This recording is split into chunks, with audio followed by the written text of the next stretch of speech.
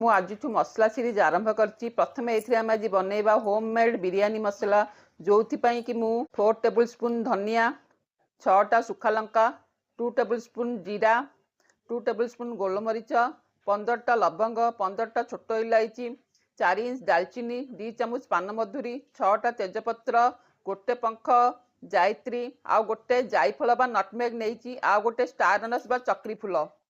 ଦେଖନ୍ତୁ ମସଲା ସବୁକୁ ଗୋଟେ ଚାମଚ କାଶ୍ମୀରୀ ରେଡ୍ ଚିଲି ପାଉଡର, ଗୋଟେ ଚାମଚ ହଳଦୀ ଗୁଣ୍ଡ ନେଇଯିବା।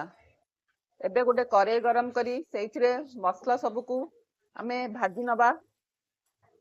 1 ରୁ 2 ମିନିଟ୍ ପାଇଁ ଭାଜିବା, ଯୋଉ ପର୍ଯ୍ୟନ୍ତ ସେଥିରୁ ମସଲାର ବାସ୍ନା ନ ବାହାରିଛି।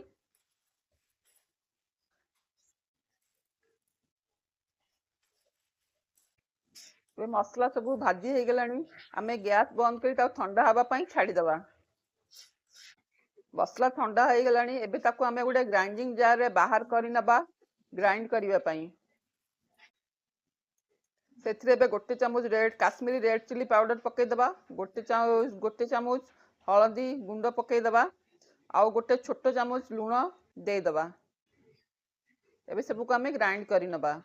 ଦେଖନ୍ତୁ ମସଲା ଗ୍ରାଇଣ୍ଡ ହେଇଗଲା, ସେଇଥିରେ କଲର କେତେ ବଢ଼ିଆ ଆସିଛି। ଏବେ ତାକୁ ଆମେ ଗୋଟେ ଏୟାର ଟାଇଟ୍ ଜାରରେ ବାହାର କରି ନେବା।